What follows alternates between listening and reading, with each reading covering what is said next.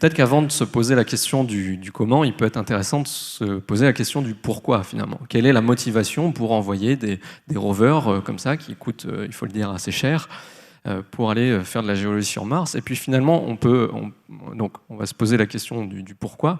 Et si on remonte même un petit peu, on peut également se poser la question de pourquoi faire de la géologie tout court. Donc évidemment, si j'ai des collègues géologues dans la salle, je prêche des convaincus, mais pour les autres, rapidement, c'est vrai que quand on dit qu'on est étudiant en géologie ou qu'on est géologue, on a parfois des réactions, on va dire, étonnées ou circonspectes, du style « Ah, donc tu t'intéresses aux cailloux ». Sous-entendu, c'est une passion un peu étrange que de se passionner pour les cailloux. Alors, donc la question, finalement, si on réduit la géologie à sa plus simple expression, alors bien sûr, ça va bien au-delà de ça, la géologie. Aujourd'hui, il y a plein de disciplines qui s'intéressent à des objets beaucoup plus grands que les cailloux à proprement parler. Mais si on réduit la géologie à sa plus simple expression, c'est ça, c'est s'intéresser aux cailloux.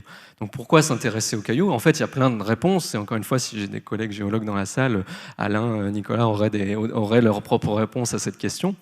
Donc je vais en donner quelques-unes, mais évidemment, il y en a beaucoup d'autres. Un premier exemple, c'est qu'on peut s'intéresser aux cailloux tout simplement pour leur aspect. Donc la photo que je vous ai mise ici, c'est une opale, donc il y a des reflets multicolores qui sont extrêmement recherchés. Donc c'est une première raison pour s'intéresser aux cailloux. D'ailleurs, c'est tout un pan de la géologie qui s'appelle la gémologie, qui s'intéresse donc aux cailloux qui ont un aspect particulièrement esthétique. Une autre raison pour laquelle on peut s'intéresser aux cailloux, c'est pour les fossiles qu'on peut y trouver. Je vous ai mis un exemple avec une ammonite, mais évidemment il y a tout plein d'autres espèces. Et ça intéresse également beaucoup de monde, beaucoup de collectionneurs.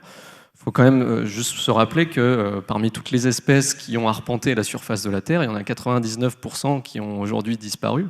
Donc si je grossis un petit peu le trait, si vous êtes amateur d'animaux exotiques ou de plantes exotiques, c'est pas dans les zoos et dans les jardins botaniques qu'il faut aller, c'est les cailloux qu'il faut aller regarder, parce que c'est là que vous le verrez en fait le plus de diversité. Alors en fait, je dis pas qu'il faut pas aller dans les zoos et dans les jardins botaniques, bien sûr, mais simplement pour rappeler qu'il y a énormément d'animaux et de plantes disparus dont on a uniquement la trace grâce à l'étude des cailloux. Autre intérêt possible des cailloux, tout simplement pour des ressources économiques. Alors cette image vous parle peut-être pas beaucoup, mais il s'agit d'un minéral qu'on appelle la pêche blinde, qui est le principal minerai d'uranium, et donc c'est grâce à ce type à des cailloux de ce type-là que cette salle est éclairée et chauffée, puisqu'en France notre énergie est essentiellement d'origine nucléaire. Bon, encore une fois, c'est quelques exemples, il y en a d'autres, mais tout ça finalement ce sont des raisons qui sont un petit peu intrinsèques au caillou lui-même. Et ce qu'il faut bien comprendre, c'est que souvent, ce qui intéresse le géologue, alors ces raisons sont tout à fait valides, mais ce qui peut intéresser également le géologue, au-delà du caillou lui-même, au-delà de la valeur qu'il peut avoir pour un collectionneur ou un prospecteur, c'est l'histoire qu'il va nous raconter. Finalement, un caillou, quand il va se former, et que donc plus tard on va le retrouver, de par sa composition chimique, de par sa composition minéralogique, sa composition isotopique, de par les grains qui le composent, la taille de ces grains, leur organisation, etc. Il va nous donner tout un tas d'informations sur les conditions qui régnaient au moment où il s'est formé. Et donc à partir de ça, on va pouvoir réécrire une histoire. Alors bien sûr, souvent pas à partir d'un seul caillou, à partir de plusieurs, mais c'est ça particulièrement qui va nous intéresser dans cette conférence. Donc, si on regarde un petit peu l'histoire de la Terre, l'histoire géologique de la Terre, eh bien, déjà, c'est par l'étude des cailloux que l'on peut dire que la Terre a un âge d'environ 4,5 milliards d'années, en l'occurrence l'étude des météorites. C'est également grâce à l'étude des cailloux que l'on sait que la vie était présente sur notre planète dès 3,8 milliards d'années. Alors, en fait, la date ne cesse de reculer dans le passé. C'est grâce à l'étude des cailloux que l'on sait que le dioxygène que nous, êtres humains, respirons sa proportion a commencé à augmenter dans notre atmosphère il y a environ 2,4 milliards d'années. C'est toujours grâce à l'étude des cailloux que l'on sait qu'au cours de cette histoire géologique, les continents ont dérivé et puis sont entrés en collision, se sont séparés, etc.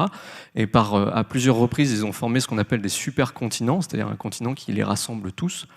Donc c'était le cas par exemple de Rodinia il y a 1,1 milliard d'années, ou de la Pangée plus près de nous il y a 200 millions d'années. Et puis, bon, je pourrais continuer comme ça pendant longtemps, hein. C'est grâce à l'étude des cailloux que l'on sait que les plantes ont commencé à coloniser les terres émergées il y a environ 470 millions d'années, etc., etc. Donc, cette histoire géologique de la Terre, on l'a écrite grâce à l'étude des cailloux.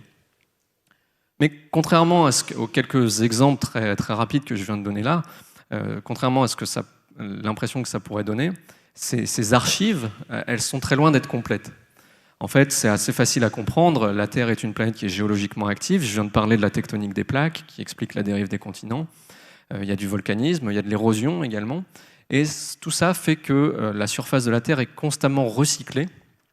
Et donc, les cailloux les plus anciens finissent par disparaître. En fait, ils ne disparaissent pas vraiment, mais ils sont transformés en d'autres cailloux. Donc c'est un petit peu ce que représente ce dégradé de bleu qui montre que plus on recule et moins on a, plus ces archives sont incomplètes finalement. Et un chiffre que vous pouvez retenir, c'est qu'environ 99% de la surface de la Terre, des cailloux qui se trouvent à la surface de la Terre, ont moins de 2 milliards d'années. Alors vous allez me dire, on n'était pas venu voir une conférence sur Mars, il nous parle que de la Terre depuis tout à l'heure. Alors la raison elle est simple, c'est que si on trace le même type de frise chronologique pour Mars, eh bien, on obtient quelque chose d'assez différent, qui ressemble à peu près à ça. En fait, Mars, c'est une planète qui, on pense dans sa jeunesse, a pas mal ressemblé à la Terre. Alors, on est justement, ça fait partie de mon travail d'essayer de comprendre à quel point elle a ressemblé à la Terre, mais on pense qu'elle a pas mal ressemblé à la Terre dans sa jeunesse, et puis progressivement, elle a suivi un chemin différent, et aujourd'hui, c'est une planète qui est endormie, on pourrait dire, c'est-à-dire qu'il n'y a pas de tectonique des plaques, il n'y a plus de volcanisme, il y a de l'érosion, mais très faible. Et tout ça a fait que Mars a beaucoup mieux préservé tous ces terrains anciens, tous ces cailloux anciens, et il y a environ 50% de sa surface qui a plus de 3,7 milliards d'années. Et donc, quand on regarde Mars, finalement, on peut avoir accès à des périodes très anciennes pour lesquelles, sur Terre, on n'a pas d'équivalent, ou en tout cas pas d'équivalent aussi bien préservé. Et c'est particulièrement intéressant, évidemment, parce que c'est aussi à la période à laquelle on pense que la vie est apparue sur Terre. Et sur Terre, on a beaucoup de mal à reconstituer les environnements dans lesquels donc, cette vie serait apparue. Donc évidemment, cette question de l'apparition de la vie est également centrale dans l'étude de Mars. Donc voilà pourquoi on dit souvent que Mars est une fenêtre sur la jeunesse du système solaire. Alors c'est évidemment, c'est pas un miroir exact de ce qui s'est passé sur Terre, hein. Mars est une planète différente de la Terre, elle est plus loin du Soleil, elle est plus petite, hein. Mars c'est 11% de la masse de la Terre. Donc c'est une planète qui a son histoire propre, c'est d'ailleurs pour ça qu'elle a connu une évolution différente, mais malgré tout, c'est le meilleur analogue dont on dispose dans le système solaire pour comprendre l'histoire primitive de la Terre. Alors, maintenant qu'on a vu le pourquoi, on peut s'intéresser au comment. Et donc là, je vais séparer on va dire les différentes tâches qu'accomplit un géologue. Donc ça va paraître très trivial à certains moments, mais c'est surtout pour faire la comparaison avec la façon dont on le fait sur Mars. Donc, la première chose qu'un géologue doit pouvoir faire, c'est se déplacer. Ça paraît bête à dire, mais il faut se rendre sur le terrain, et puis une fois qu'on est sur le terrain, il faut accéder aux affleurements, qui sont parfois dans des terrains assez accidentés, qui sont parfois difficiles à accéder, etc. Donc le géologue, en général, on ne le voit pas en chaussures de ville, hein. Il est en avec des bonnes chaussures de randonnée pour pouvoir accéder aux différents affleurements. Je précise que je ne connais pas du tout cette personne, c'est une image d'illustration que j'ai trouvée sur Internet. Alors, donc c'est tout à fait trivial sur Terre, voilà, il faut se déplacer pour faire de la géologie, c'est une science de terrain, donc oui, c'est comme ça. Sur Mars, c'est beaucoup moins trivial parce que faut savoir que, par exemple, les premières missions qu'on a envoyées à la surface de Mars, c'était les sondes Viking dans les années 70. Alors, cette photo, évidemment, a été prise sur Terre, hein, sinon cet homme serait en train de suffoquer. Mais ça vous donne une idée un petit peu de la taille de la sonde et de la façon dont elle était conçue. Et donc, comme vous le voyez, 3 pieds d'atterrissage, et une fois que la sonde était posée au sol, elle n'a plus bougé, enfin, les sondes, puisqu'il y en avait 2. Et alors, à la fois, on a appris énormément de choses grâce à ces missions Viking, Mais en même temps, c'était un petit peu frustrant pour les géologues parce que finalement, même les cailloux qui se trouvaient à quelques dizaines de centimètres ou quelques mètres de la sonde, on n'a pas pu les analyser. On a pu prendre des photos, mais c'est tout, parce que la sonde ne pouvait pas se déplacer. Donc, plus récemment, on a appris à faire des véhicules qui se déplacent à la surface de Mars. Donc, c'est ce que les Américains appellent les rovers. Donc, on utilise le même terme en général en français. Donc, Curiosity a ces 6 petits trous qui lui permettent de se déplacer. Mais malgré tout, on reste assez limité en termes de mobilité. Il faut savoir déjà que dès qu'on atteint des pentes supérieures à 20 degrés à peu près, les ingénieurs commencent à nous dire « bon là, on n'aime pas trop parce qu'on risque de déraper, etc. » Et puis, en 6 ans, puisque Curiosity a atterri en 2012 sur Mars, on a parcouru 20 km, alors que notre géologue de terrain couvrirait cette distance très facilement en une journée, ou peut-être 2 s'il s'arrêtait vraiment sur beaucoup d'affleurements.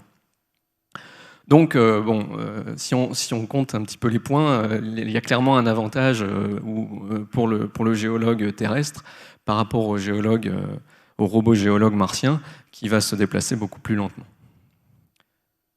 Deuxième tâche évidemment extrêmement importante, observer. Le géologue va se servir de ses 2 yeux pour identifier les affleurements intéressants, pour reconnaître les roches, les minéraux qui s'y trouvent, etc. Il va éventuellement s'aider de ce petit accessoire qui est une loupe de géologue, qui lui permet de regarder les grains en gros plan et la nature des minéraux, etc. Donc l'observation, c'est quelque chose qui est extrêmement important. Alors à ce niveau-là, notre robot géologue martien, il n'a pas trop à rougir, parce que sur Curiosity, il n'y a pas moins de 17 caméras que voici. Alors bon, il y a 17 caméras, il y en a quand même 8 qui sont ici devant et derrière, qui sont des caméras ASCAM, c'est-à-dire des caméras d'évitement d'obstacles. Donc on les utilise quand on fait se déplacer le rover, donc ce n'est pas vraiment des caméras qui servent à faire de la science.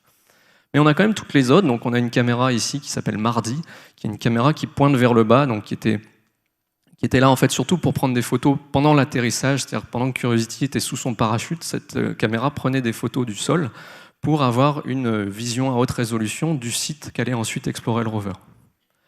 Et puis les autres caméras sont centralisées sur le mât du rover que vous avez ici. Donc on a 4 caméras ici qui sont des caméras de navigation, qui sont des caméras grand angle et noir et blanc, donc qui permettent d'avoir une vision panoramique de l'endroit où on se trouve. Donc c'est un petit peu quand le géologue essaye d'identifier à distance s'il y a des affleurements intéressants.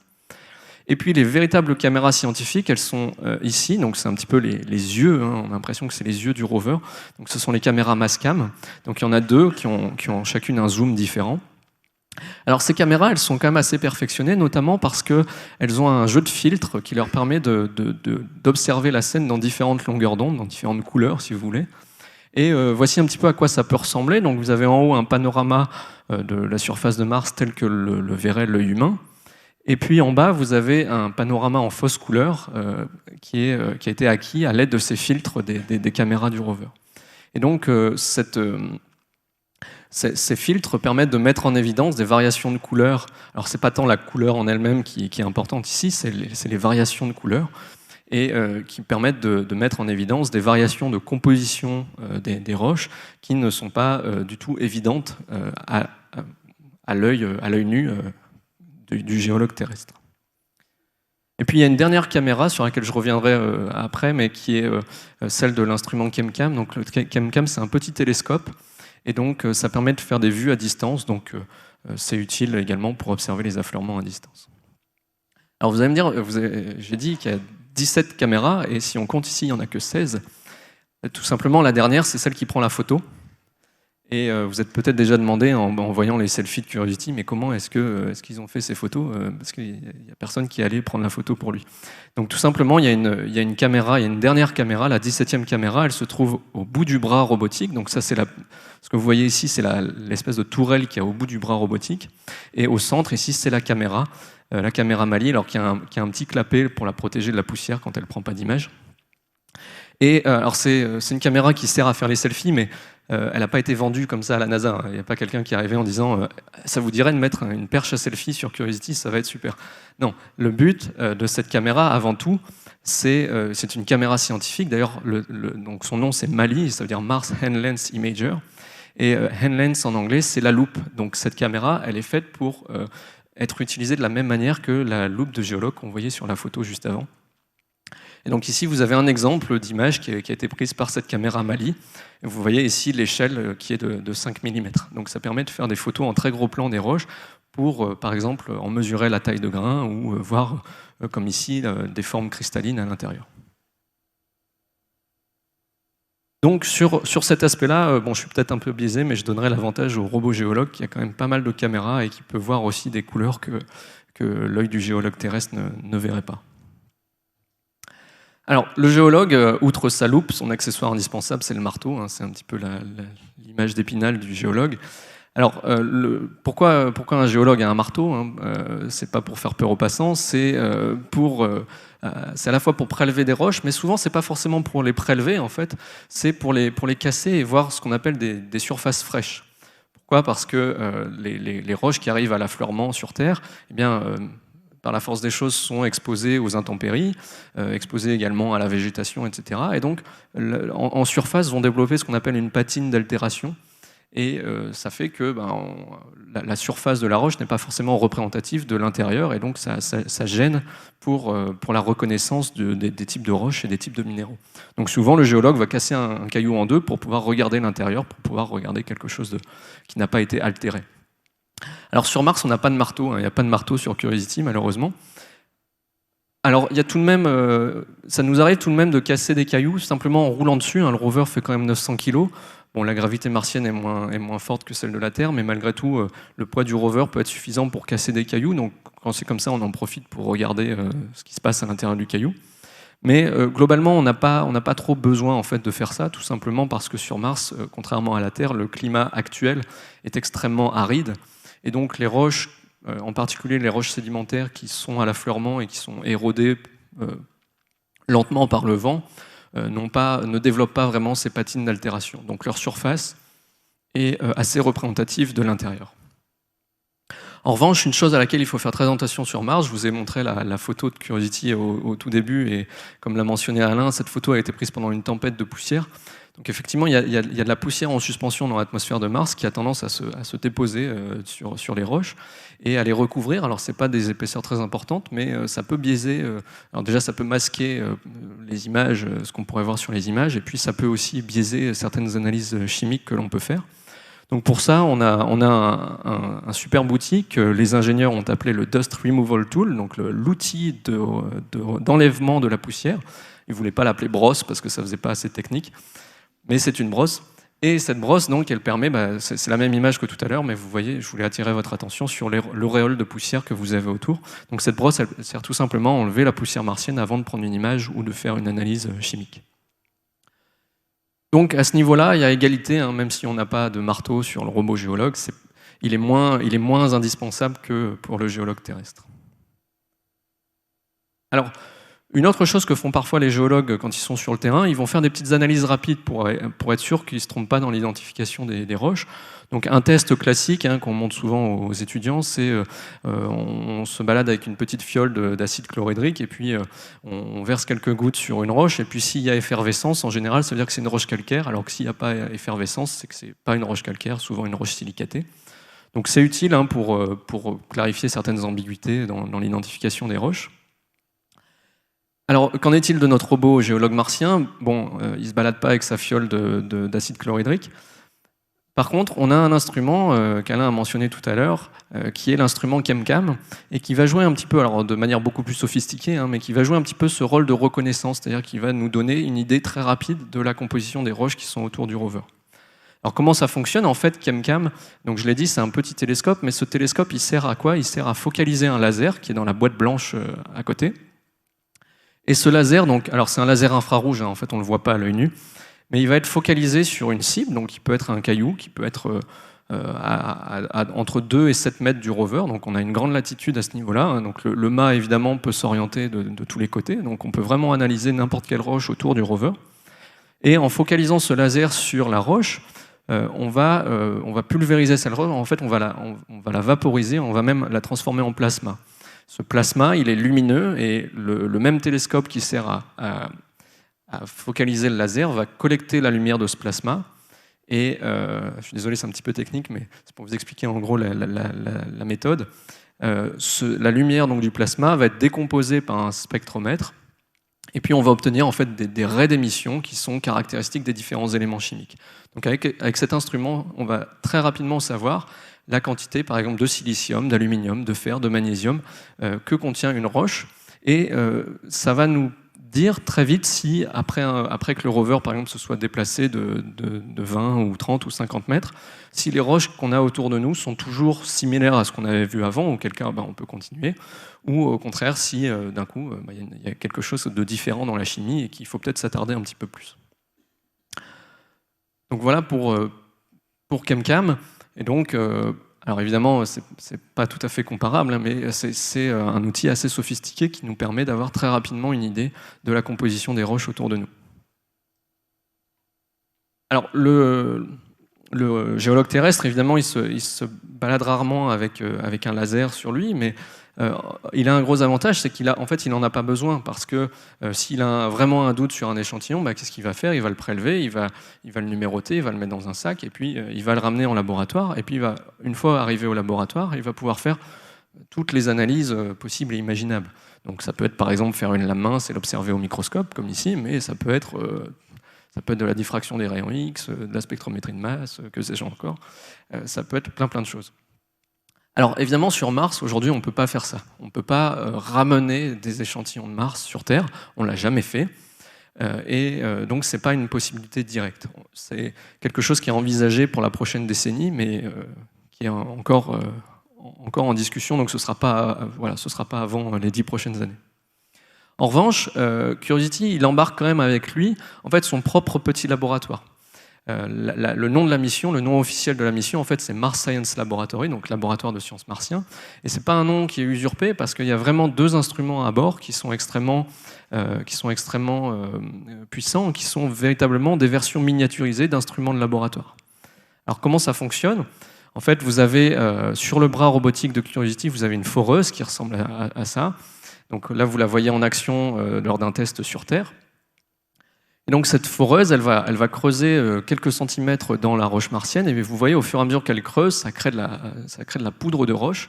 Une partie de cette poudre de roche va remonter dans le mécanisme, il y a une chambre à l'intérieur de la foreuse, et puis une fois que le processus est terminé, donc vous avez un trou qui fait environ 2 cm de diamètre dans la roche martienne, qui fait quelques centimètres de profondeur, et puis la poudre obtenue va être versée dans 2 clapets qui sont au niveau du châssis du rover, et qui donne accès, comme je le disais, à 2 instruments de type laboratoire. Alors, il y en a un premier qui est illustré ici, qui s'appelle Chemin, qui sert à faire de la diffraction des rayons X. C'est-à-dire qu'on va éclairer l'échantillon avec des rayons X, et ça va nous donner une idée de la structure, de la façon dont les différents éléments chimiques sont assemblés entre eux. Donc ça va nous donner les minéraux qui sont présents à l'intérieur de la roche. L'autre instrument que je n'ai pas illustré ici, il s'appelle SAM, c'est-à-dire Sample Analysis at Mars. C'est également un instrument franco-américain d'ailleurs, et cet instrument il va faire de la pyrolyse, c'est-à-dire qu'il va chauffer l'échantillon jusqu'à plusieurs centaines de degrés, et il va analyser les gaz qui s'en échappent. Une autre chose que peut faire SAM, c'est analyser le contenu en molécules organiques. Alors quand je dis molécules organiques, attention, ce ne sont pas des molécules vivantes, ce sont des molécules qui contiennent des liaisons CH, qui sont on va dire des briques élémentaires de la vie. Donc quand même pas mal d'analyses qu'on peut faire sur place sans avoir besoin de rapporter les échantillons sur Terre. Bon, malgré tout, encore une fois, le géologue terrestre, lui, il a accès à tous les instruments possibles et imaginables, à condition qu'il ait obtenu des crédits auprès de l'ANR ou autre. Mais en théorie, il a accès à tous les instruments possibles et imaginables sur Terre. Donc il a clairement l'avantage là-dessus. Alors bon, le but, c'était pas de compter les points, hein, c'était de faire une comparaison un petit peu sur ces différents aspects. Globalement, je pense que vous aurez compris que le robot géologue martien, il a quand même un certain nombre de handicaps qui expliquent ce que je disais tout à l'heure. On a fait 20 km en 6 ans. Évidemment, si vous dites ça à un géologue terrestre, il va rigoler, il va vous dire non mais 20 km en 6 ans, c'est pas possible. Mais il y a des raisons qui expliquent cette relative lenteur. Et puis, ce qu'il faut garder à l'esprit, c'est que le rythme sur lequel on travaille est également assez différent. C'est-à-dire que je vais pas détailler comment fonctionnent les opérations du rover, on peut y revenir pendant les questions si vous voulez. Mais globalement, ce qui se passe, c'est que l'équipe donc d'ingénieurs et de chercheurs, on va développer un plan d'activité. Et ce plan d'activité, il va couvrir l'ensemble d'une journée du rover. Donc on va lui envoyer via les antennes de la NASA.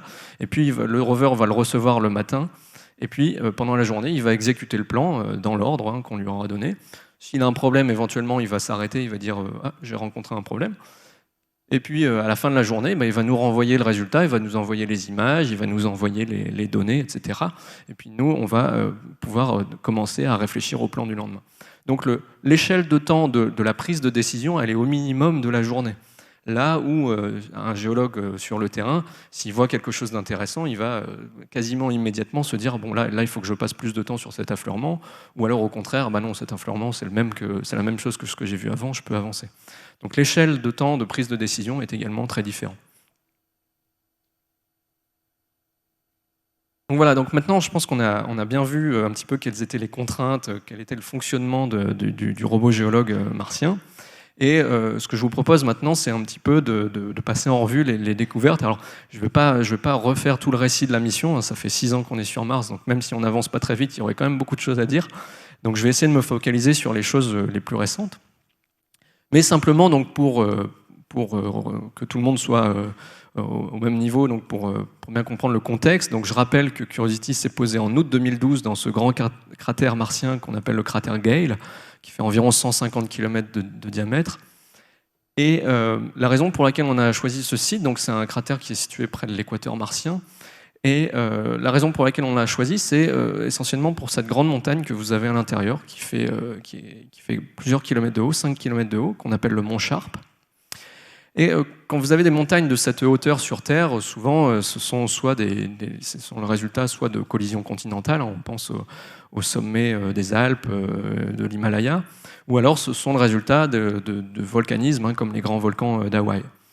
Là, c'est ni l'un ni l'autre, en fait. Cette grande montagne, c'est tout simplement un monticule, c'est un amoncellement de sédiments qui se sont progressivement accumulés dans le cratère. Donc, le cratère est évidemment une cavité, un relief négatif, et on pense que ce cratère, progressivement, après sa formation, s'est rempli de sédiments, on verra après, via des rivières qui s'écoulaient depuis le rempart vers l'intérieur, via également, bien sûr, des apports éoliens. Et puis, à un moment donné, ce cratère était probablement entièrement rempli de sédiments. Et puis ensuite, le climat a un peu changé, le régime des vents s'est modifié. Et puis cette pile de sédiments s'est partiellement érodée jusqu'à former la montagne qu'on voit aujourd'hui. Et donc toute l'idée de la mission de Curiosity, c'est finalement d'aller traverser ces différentes strates de roches sédimentaires et de s'en servir un petit peu comme un livre ouvert sur le passé climatique de Mars. Alors je précise que ce cratère s'est formé il y a environ 3,6 milliards d'années, hein, donc on est en plein dans la période dont je vous parlais tout à l'heure, pour laquelle on a très peu de traces sur Terre. Donc voilà, l'idée c'est alors évidemment on a atterri sur la plaine, hein, ce serait un petit peu acrobatique d'atterrir directement sur la montagne. On a atterri dans la plaine ici, qui est dans la partie nord, hein, donc le nord est par ici, dans la partie nord du cratère, et puis ensuite on a roulé vers la montagne pour aller explorer ces différentes strates. Donc là, c'est la vue du trajet du rover. Alors, elle n'est pas tout à fait à jour, on est un tout petit peu plus loin, mais ça ne change pas grand-chose. Donc là, on est sur une vue aérienne maintenant. Donc le nord est là-bas. Donc on a atterri, comme je disais, sur la plaine ici, et puis on a traversé. Donc on a dû éviter ce grand champ de dunes ici qu'on appelle les dunes de Bagnold, qui était un obstacle assez difficile à franchir, donc il a fallu le contourner. Et on est aujourd'hui ici sur ce qu'on appelle la crête Vera Rubin, dont je reparlerai après. Et ça en orange, c'est le futur trajet du rover. Donc la partie en jaune ici représente environ, comme je disais, 20 km. Alors durant cette traversée, on a observé un certain nombre de choses. Alors évidemment, je vais un petit peu simplifier. Si parmi vous, il y a des gens qui ont suivi un peu plus près la mission, vous allez voir que je vais pas tout présenter dans le détail. Mais on a observé, notamment dans les types de roches qu'on a observés, on a observé des choses assez différentes. En fait, assez rapidement après l'atterrissage, on a observé des roches qui ressemblaient à ça. Donc c'est une photo de Curiosity. Hein. Et ce type de roche, en géologie, on appelle ça un conglomérat. Un conglomérat, c'est quoi? C'est une roche qui est constituée de gros grains, hein, qui font plusieurs millimètres, voire plusieurs centimètres, qui sont arrondis et qui sont cimentés entre eux par des particules plus petites. Et ça, tout de suite, ça a été une observation extrêmement importante parce que finalement, ces blocs là, que vous voyez à l'intérieur et puis leur équivalent érodé en dessous, ces blocs sont arrondis. Et en fait, pour faire des cailloux arrondis, il n'y a pas 36 façons, il faut les transporter, il faut les rouler en fait, pour arrondir leurs angles. Et donc ça, tout de suite, ça a indiqué les sédimentologues, quand ils ont vu ça, ils ont sauté de leur siège, ils ont dit, voilà, là on a tout de suite la première indication qu'effectivement, ça confirme ce qu'on pensait à partir des observations orbitales, il y avait effectivement une rivière qui coulait depuis le bord du cratère qui est là au-dessus de l'image, vers l'intérieur, le centre du cratère étant par ici. Donc on a observé essentiellement des roches de ce type-là dans toute la première partie de la traversée, donc des roches qu'on qualifie donc de fluviatiles. Et puis en 2014, donc après un peu plus de 2 ans de mission, donc on est arrivé ici dans une localité qu'on a appelée Parum Hills. Et à Parum Hills, on a vu un changement assez radical dans la nature des roches. Avant, on voyait ce genre de choses, et à partir de Parum Hills, on a vu essentiellement ce genre de choses. Alors, ce type de roche, vous voyez, contrairement à ce qu'on voyait ici, on ne voit pas du tout les grains. Alors, faites pas attention aux petits blocs qui sont détachés par-dessus, hein, ça ne fait pas partie de l'intérieur de la roche. Si vous regardez par exemple ici, on ne voit aucun grain.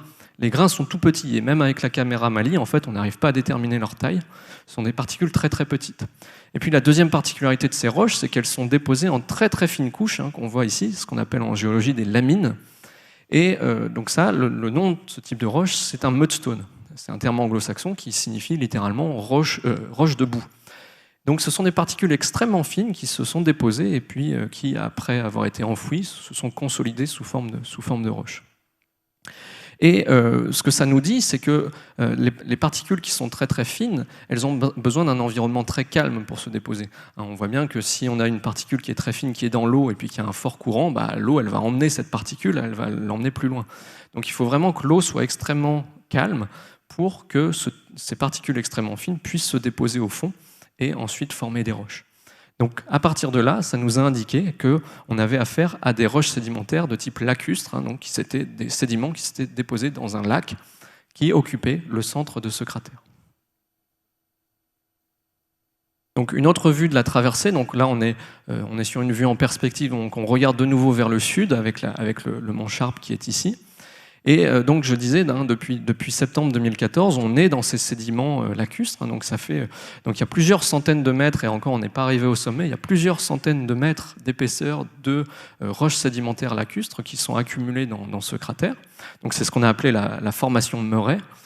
Et donc on a passé notre temps depuis 2014 à analyser ces roches. Alors on l'a analysé bien sûr sur beaucoup d'aspects.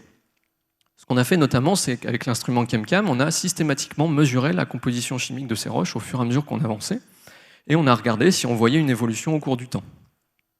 Et effectivement, on voit une certaine évolution. Alors, je m'excuse par avance, ça va être le graphe le plus compliqué de la présentation, mais vous inquiétez pas, je vais l'expliquer, c'est en fait assez simple. Faites pas trop attention à la partie gauche, donc ça c'est ce qu'on appelle une colonne stratigraphique, donc ça résume la nature des roches qui sont observées par le rover. Ce qu'il faut retenir, c'est que vous avez tout à gauche ici l'altitude. Comme en fait les roches sont déposées quasiment horizontalement, on se sert de ça comme d'une indication de l'épaisseur des différentes couches qu'on traverse. Donc tout ce qu'il faut comprendre, c'est qu'en remontant vers le haut de ce graphique, eh bien, ça suit le fait que Curiosity était en train de monter sur la pente du mont Sharp. Ce que vous avez ici, c'est un résultat des analyses ChemCam. Et c'est un indicateur qu'on appelle le CIA. En fait, le CIA, c'est simplement, on fait un rapport entre des éléments chimiques qui sont insolubles, en l'occurrence c'est l'aluminium, et des éléments chimiques qui sont plus solubles, notamment le calcium.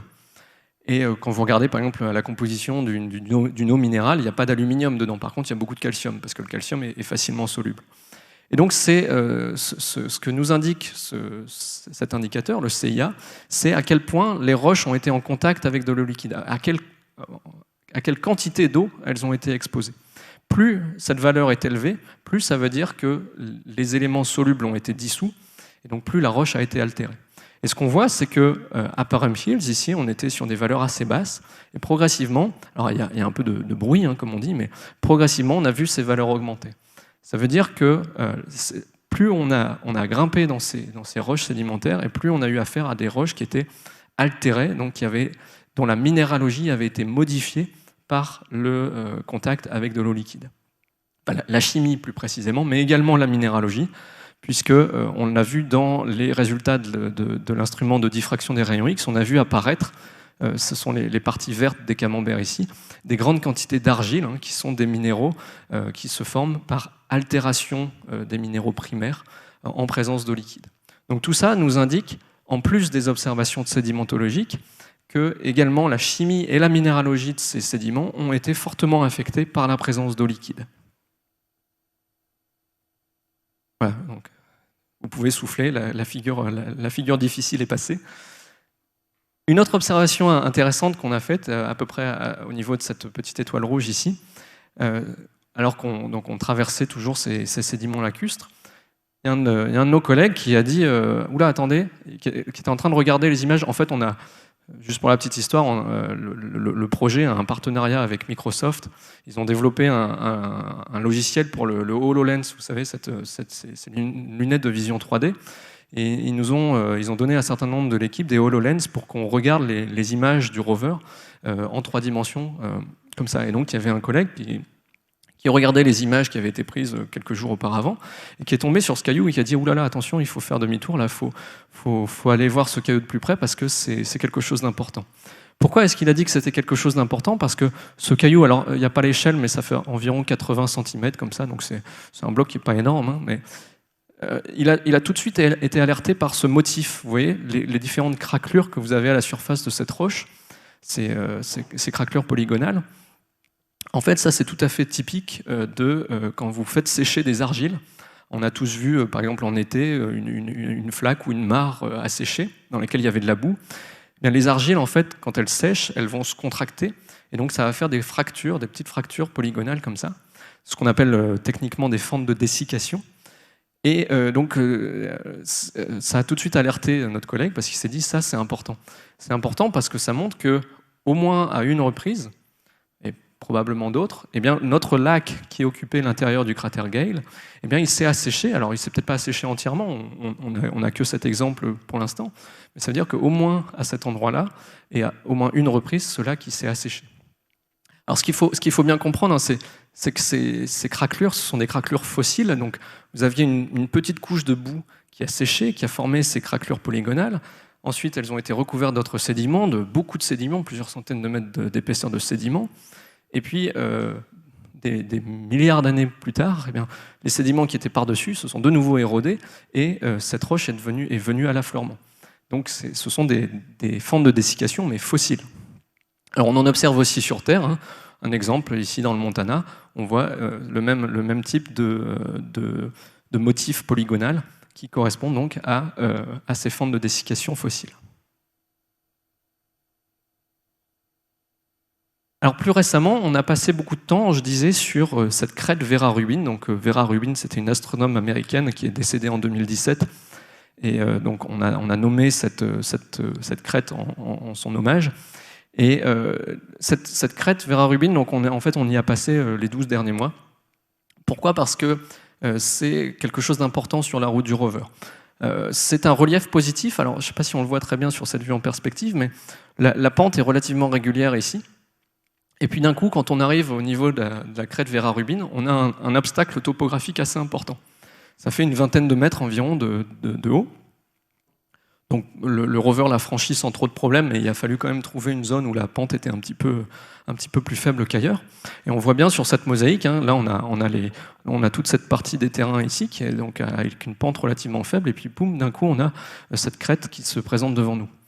Et ça a tout de suite posé question. Alors on l'avait vu avant, on l'avait vu avec les données orbitales, hein, mais ça pose évidemment question parce que ces mudstones, ces roches sédimentaires très fines dont je vous parlais tout à l'heure, c'est pas quelque chose qui résiste très très bien à l'érosion. Ce sont des grains minuscules qui sont collés entre eux, et quand ils sont exposés aux éléments, ils ont tendance à s'éroder facilement, et donc à pas faire des reliefs positifs. Donc on s'est rapidement posé la question, mais pourquoi est-ce qu'il y a un relief positif ici ?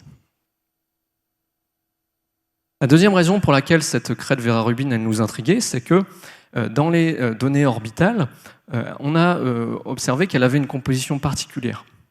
Alors, je suis désolé, je vais être de nouveau un petit peu technique, mais on a des instruments orbitaux qu'on appelle des spectromètres infrarouges, qui sont des instruments qui observent la lumière du Soleil qui est réfléchie sur la surface de Mars, qui décompose cette lumière dans ces différentes longueurs d'onde et qui mesure la luminosité de la roche en fonction de la longueur d'onde. Donc on obtient ce type de graphique qu'on appelle des spectres et qui peuvent révéler. Alors chaque minéral en fait va avoir un spectre caractéristique. Et donc quand on compare des spectres de minéraux avec des spectres de la surface de Mars, eh bien, on peut avoir une idée de la composition du sol. Alors vous allez me dire, mais c'est super, ça sert à rien d'envoyer des rovers. Bah si, parce que déjà, il peut y avoir des ambiguïtés, hein, c'est pas toujours très clair exactement quel est le minéral. Et puis, une roche est rarement composée d'un seul minéral.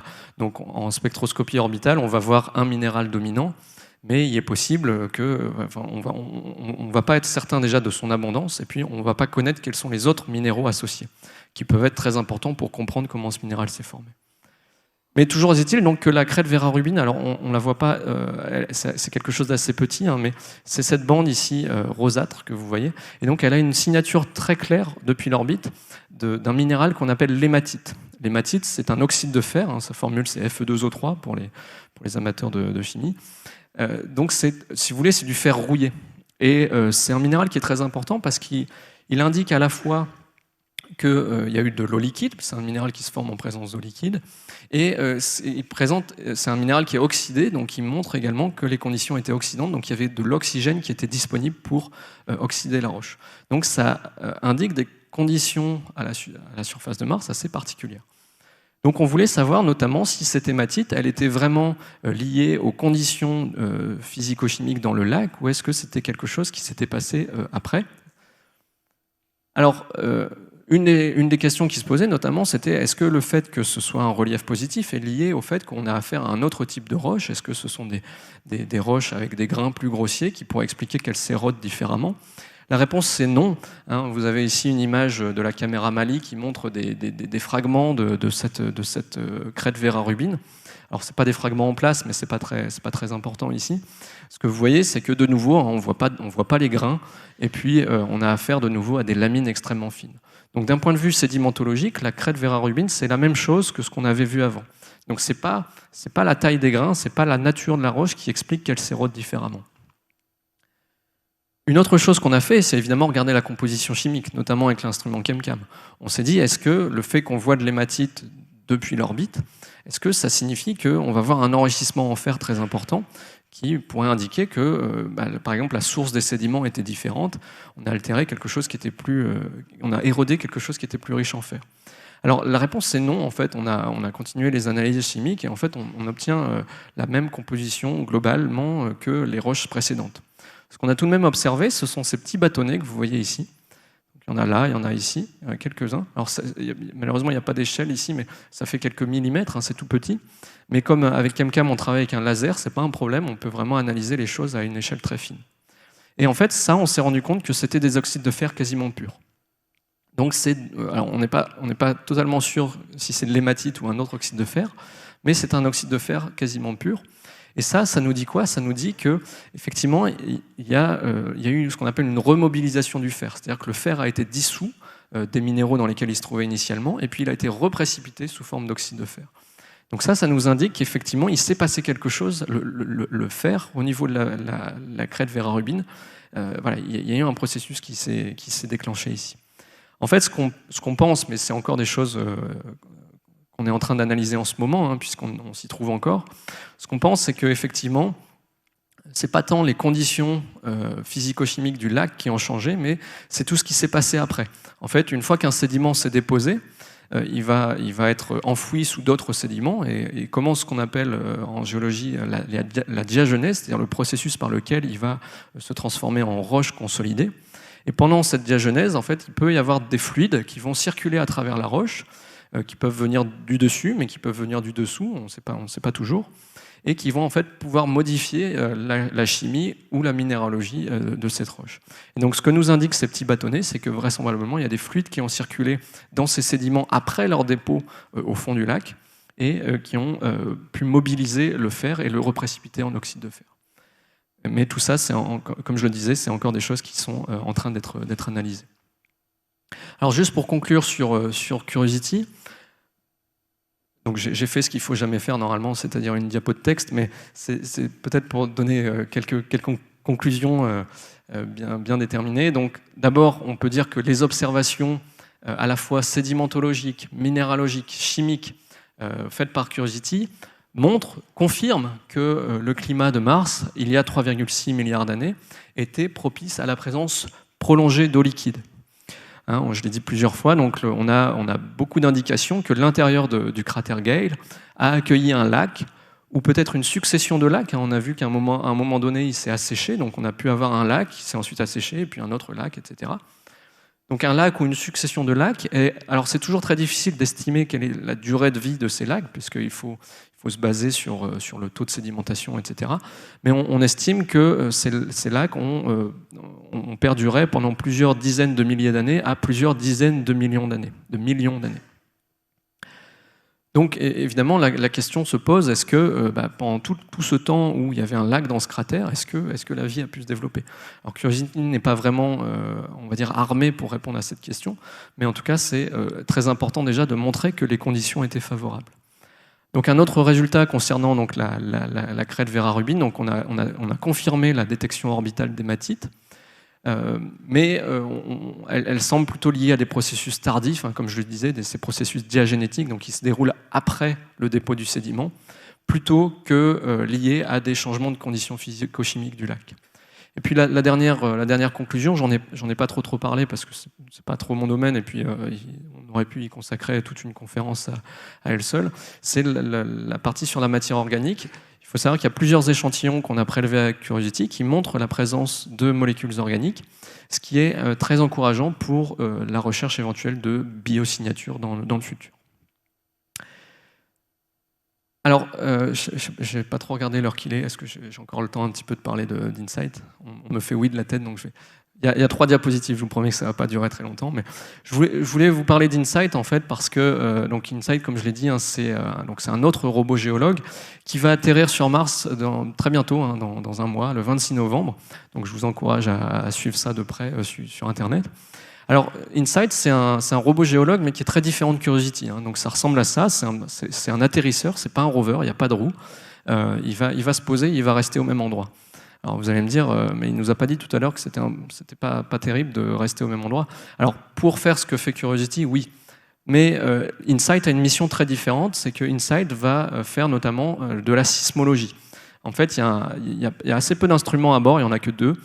Et l'un des 2, c'est cet instrument ici qui s'appelle CEIS, qui est un instrument également français, hein, qui a été conçu par les collègues de l'Institut de physique du globe de Paris. Et cet instrument CEIS, donc, il va en fait être le premier sismomètre sur Mars depuis les missions Viking. Et en fait, il va être réellement le premier sismomètre sur Mars. En fait, les sismomètres des sondes Viking, déjà, il y en a un des 2 qui n'a pas marché, et l'autre, en fait, il était posé sur la sonde. Donc en fait, il a mesuré que les vibrations de la sonde. Donc il n'y a aucun séisme martien qui a été réellement enregistré par les sondes Viking. Donc on a appris de nos erreurs, hein, et donc CEIS va pas rester sur la sonde, il va être posé par terre à l'aide de ce petit bras robotique qui est là. Et à partir de ce moment-là, il va essayer de mesurer les vibrations du sol causées par des séismes martiens. Alors, ce qui est assez frappant avec cet instrument, c'est que c'est vraiment un bijou technologique. Alors, quelque part, tous les instruments qu'on envoie sur Mars, toutes les sondes sont vraiment des bijoux de technologie, mais je pense que pour celui-là, c'est particulièrement vrai. En fait, c'est un instrument qui est extrêmement sensible, hein, il va essayer de détecter des toutes petites vibrations. Donc vous avez à l'intérieur en fait, des petites parties mobiles qui vont bouger en même temps que le sol martien, et vous avez des capteurs qui sont chargés de détecter les mouvements de ces parties mobiles. Et ces capteurs, ils ont une précision qui est hallucinante en fait. Alors j'ai dû l'écrire parce que je me suis dit je vais jamais retenir le nombre de zéros. Donc ces capteurs, ils ont une précision de 0,000000005 mm.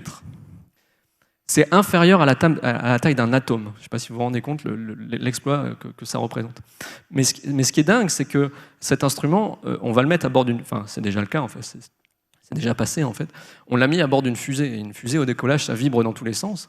Quand il va atterrir sur Mars, ça va être la même chose. Il va y avoir des rétrofusées, donc ça va secouer dans tous les sens. Et puis le contact avec le sol va pas être particulièrement doux. Donc c'est un instrument qui à la fois doit être capable de détecter des toutes petites vibrations et qui doit en même temps résister, qui ne doit pas casser quand il est soumis à des vibrations extrêmement importantes. Donc je trouve qu'au niveau technologique, c'est assez hallucinant. Alors tout ça pour quoi faire, hein, à quoi ça sert de mettre un sismomètre sur Mars? La raison elle est assez simple, c'est que la sismologie c'est vraiment la science qui nous a permis de déterminer la structure interne de la Terre. Donc aujourd'hui, dans les cours de collège ou de lycée, on apprend aux enfants que oui, la Terre elle a un noyau interne qui est composé de fer-nickel, qui est sous forme solide. Autour, il y a un noyau externe qui est également de fer-nickel, mais qui est liquide. Et puis autour, il y a un manteau silicaté. Et puis encore au-dessus, il y a la croûte. Tout ça, on le sait grâce à la sismologie. Comment ça fonctionne? On a des sismomètres qui sont disposés un petit peu partout dans le monde. On a différents réseaux de sismomètres, comme par exemple le réseau Géoscope ici de l'IPGP. Et quand un séisme se produit quelque part dans le monde, eh bien, ces différentes stations vont enregistrer les ondes sismiques qui proviennent de ce tremblement de terre. Et ça va servir à deux choses. Ça va servir déjà à localiser très précisément où ce séisme s'est produit, donc avec le principe de la triangulation qui est illustré ici. Et la deuxième chose, c'est qu'en regardant les différentes réflexions des ondes sismiques, en regardant les temps d'arrivée des ondes sismiques en fonction de la distance au séisme, eh bien on va pouvoir en déduire des informations, comme je le disais, sur la structure interne de la Terre, sur les différentes enveloppes qui composent la Terre. Et donc l'idée de la mission InSight, c'est de faire la même chose sur Mars, parce que pour l'instant, sur Mars, on n'a qu'une très très vague idée de la structure interne. Alors on sait qu'il y a un noyau, hein, puisque c'est une planète tellurique de grande taille, on sait qu'elle est différenciée, qu'il y a un noyau, mais on a des estimations de la taille de ce noyau, mais avec des grandes barres d'erreur. On n'est pas trop sûr de savoir s'il y a un noyau liquide, un noyau externe liquide ou pas. Donc tout ça, la mission InSight va nous aider à répondre à ces questions. Alors évidemment, la question qui se pose, c'est que finalement, pour faire de la sismologie sur Mars, ça veut dire qu'il faut qu'il y ait des séismes, il faut qu'il y ait quelque chose à enregistrer. Et c'est une question évidemment essentielle à laquelle il a fallu répondre avant d'envoyer un instrument aussi sophistiqué. Est-ce qu'il va y avoir quelque chose à enregistrer? Alors si on se tourne vers la Terre pour essayer de comprendre un petit peu comment tout ça fonctionne, vous avez ici une carte qui résume qui présente l'ensemble des séismes qui se sont produits à la surface de la Terre au XXe siècle. Et donc ils sont classés, alors la couleur représente la profondeur du foyer, et puis la taille représente la magnitude. Mais ce qui nous intéresse surtout ici, c'est la localisation de ces séismes. Quand on regarde cette carte, on voit immédiatement que les séismes à la surface de la Terre, ils ne sont pas du tout répartis de manière homogène, ni aléatoire. Ils forment des lignes, ils se répartissent le long de tracés ici, qui correspondent tout simplement aux frontières de plaques, aux frontières des plaques tectoniques. Donc la lithosphère terrestre est divisée en différentes plaques tectoniques. Donc on retrouve ici ce qu'on appelle les rides médio-océaniques, donc c'est l'endroit où les plaques tectoniques s'écartent les unes des autres. On retrouve évidemment les zones de collision continentale, les Alpes, l'Himalaya. Donc là c'est l'endroit où deux plaques continentales se rencontrent. Et puis tout autour du Pacifique, vous avez toutes les zones de subduction, qui sont les endroits où vous avez une plaque océanique qui passe sous une autre plaque. Donc on voit très bien que la grande majorité des séismes qui se produisent sur Terre sont liés à la tectonique des plaques. Or, c'est pas de chance, il n'y a pas de tectonique des plaques sur Mars. Mars a une lithosphère qui est monobloc, donc il n'y a pas du tout de divergence de plaques, de convergence de plaques, tout ça n'existe pas. Donc déjà, on peut enlever un grand nombre de ces séismes. Malgré tout, on pense qu'il y a d'autres sources de séismes. Alors même sur Terre, il y a un certain nombre de séismes, on voit qui sont dits intraplaques, c'est-à-dire qu'ils sont situés à l'intérieur d'une plaque, qui ne sont pas du tout en lien avec les frontières de plaques.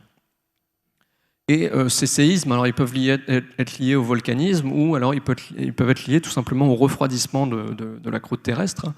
La Terre se refroidit malgré tout très lentement, et lorsque les roches se refroidissent, elles se contractent un petit peu, et puis de temps en temps elles peuvent craquer, et ça crée un petit séisme. Donc on pense que ce type de séisme dit intraplaque ou de refroidissement se produisent sur Mars. Et puis il y a une autre source de séisme qui sont les impacts. C'est-à-dire que quand vous avez une météorite qui arrive sur Mars, qui traverse l'atmosphère et qui entre en collision avec le sol, alors c'est pas un séisme à proprement parler, mais le résultat est le même, ça crée des ondes sismiques qui peuvent être enregistrées. Et ça, pour le coup, on est sûr que ça existe, puisque on a un certain nombre d'indications photographiques que des impacts ont eu lieu sur Mars. Donc, je vous ai mis un exemple ici. Donc ça, c'est une région de Mars, un petit peu quelconque, qui a été prise en photo en juin 2008 par une sonde orbitale.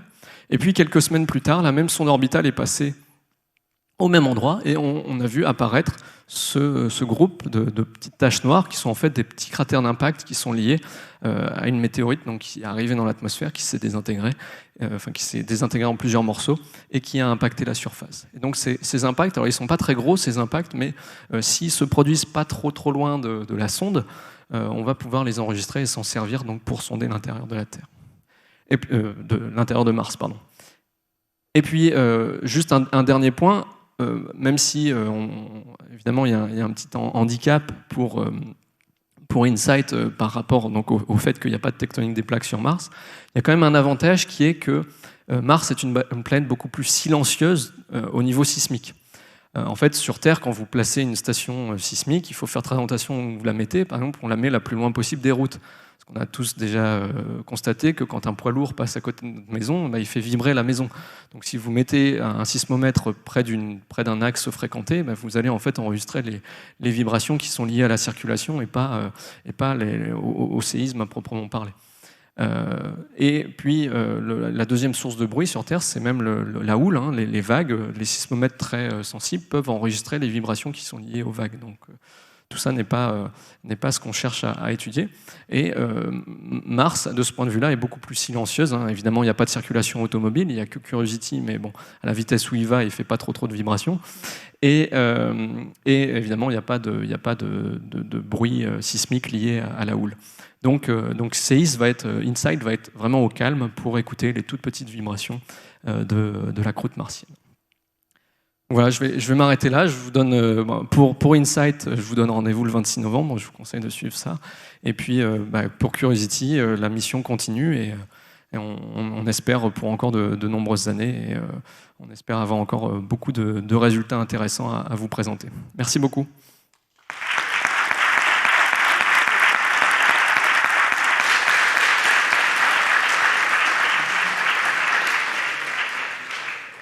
Super, tu nous as fait rêver, Erwin. C'était vraiment, vraiment super intéressant. Je n'ai pas de mots, vraiment. C'était super sympa. J'attendais que tu nous parles de Bagnoles et de tous ces champs de dunes dont les papiers sont pareils. Une deuxième conférence. Mais voilà, une deuxième conférence, mais c'était super. Alors, s'il y a des questions dans la salle, on va vous passer le micro. Donc, je vais être d'un côté, Nicolas sera de l'autre, parce que si on veut que les questions soient audibles à la diffusion, c'est important. Donc je vais passer. Il y en a un premier qui a levé la main là-bas, donc je vais aller là-bas. Et puis voilà. Merci. Bonsoir. Merci pour votre talk. C'était fantastique. Et, franchement, moi aussi, ça m'a fait rêver. J'ai deux questions. Une première qui m'a été posée pendant le talk. Est-ce que c'est possible d'atterrir sur Mars ? Est-ce qu'on peut poser quelque chose par terre sur Mars ? Est-ce qu'on peut poser quelque chose par terre ? Ouais. Oui, c'est ce qu'on fait en fait. Curiosity, ça a été assez particulier parce que justement on l'a vraiment déposé directement sur ses roues. Alors c'était un processus assez spectaculaire. Avec une espèce de grue volante. En général, on ne fait pas comme ça, c'est-à-dire qu'on va effectivement poser d'abord une plateforme d'atterrissage et puis ensuite le rover va en descendre. Mais je pense que la question ici référait plutôt au terme terre, en fait, qu'on utilise. Ah oui, est-ce qu'il faut dire atterrir ? Alors oui. Il faut surtout... Enfin, il y a peut-être des gens qui ne seront pas d'accord avec ça. Moi, il faut dire atterrir, il faut pas dire amarcir. Déjà parce qu'il y a plein d'objets dans le système solaire, donc si on commence à utiliser un terme différent pour chacun de ces objets, on ne va pas s'en sortir. Et puis surtout, c'est simplement parce que oui, quand on atterrit, en fait, ça désigne la terre ferme par opposition à la mer, et non pas le fait d'atterrir sur la planète Terre. Donc oui, et d'ailleurs le terme alunissage, c'est pareil, c'est quelque chose qui est très populaire, on va dire, mais il ne faudrait pas l'utiliser parce qu'il n'a pas lieu d'être. D'accord, j'ai déjà appris un autre truc. Et alors, deuxième question très très rapide, cette fois sur l'éthique de vos recherches. Je doute absolument pas de votre bonne foi et de la volonté de comprendre l'histoire de la Terre à travers Mars, mais je doute un petit peu plus de la bonne foi des financeurs. Et vous disiez qu'au tout début, l'un des attraits pour faire de la géologie, c'est regarder l'histoire et les ressources. Et ma question donc est, est-ce que dans votre recherche, vous vous posez la question de l'exploitation de potentielles ressources qui se trouveraient sur Mars? Est-ce que c'est des discussions qui existent dans votre domaine de recherche? Merci. Oui, merci, c'est une question intéressante. Alors, y a plusieurs manières d'y répondre. Alors, au niveau des ressources, oui, au sens où ces ressources seraient utiles pour d'éventuels visiteurs, des astronautes qui viendraient sur Mars. On essaye de voir s'il n'y a pas des choses sur Mars. Voilà, quand je dis on, c'est pas moi personnellement, mais les agences comme la NASA s'intéressent de voir si effectivement on pourrait utiliser certaines choses qui sont déjà sur place pour éviter d'avoir à transporter certaines choses. Je pense à évidemment une ressource la plus vitale qui soit, par exemple c'est l'eau. Bon, on se pose la question, est-ce que les astronautes, on ne pourrait pas aller leur faire chercher de l'eau qui est déjà sur Mars sous forme de glace pour s'en servir. Après, c'est vraiment dans le cadre d'une mission qu'on enverrait et qui, l'idée, ce serait d'utiliser des ressources sur place plutôt que de les transporter, ce qui coûte évidemment toujours très cher. Après, si la question c'est est-ce qu'on cherche sur Mars des ressources qui seraient suffisamment intéressantes économiquement pour aller les chercher et les ramener sur Terre, je dirais qu'on n'en est pas là du tout. Tout simplement parce que ça coûte tellement cher d'aller sur Mars, de se poser. On n'est même jamais reparti, donc pour l'instant, il n'y a même pas question de ramener quoi que ce soit. Ça coûte tellement cher que je ne vois pas comment ça pourrait être économiquement rentable. Par ailleurs, les ressources martiennes, je pense qu'elles sont assez limitées. Hein. Bon, évidemment, il ne faut pas espérer y trouver du pétrole, puisque les processus qui créent du pétrole sur Terre n'ont pas existé sur Mars. Alors pour la petite histoire, avec Chemcam, on avait regardé si on pouvait détecter de l'or, par exemple. Bon, malheureusement, s'il y a de l'or sur Mars, c'est en dessous de notre limite de détection, donc on n'a pas trouvé d'or non plus. On aurait peut-être pu déclencher une ruée vers l'or, mais ce ne sera pas le cas, en tout cas pas avec cette mission. Bonjour. Déjà, merci pour cette conférence. Je ne sais pas où je dois regarder. Bon. Là, c'est là. Merci. Excusez-moi. Merci pour cette conférence très intéressante. Et je m'étais posé la question que, étant donné que Mars est assez similaire que la Terre sur certains points, est-ce que grâce au fait qu'on trouve des fossiles beaucoup plus vieux, on pourrait apprendre beaucoup de choses sur la Terre, de son histoire? Alors, c'est un petit peu ce que je disais au début, c'est un petit peu l'idée d'aller voir Mars, effectivement, de comprendre comment une planète tellurique va évoluer dans ces premiers centaines de millions d'années, premiers milliards d'années, puisque sur Terre, tout ça, on en a très très très peu de traces. Donc il y a des questions qui sont très intéressantes et qui sont communes aux deux planètes.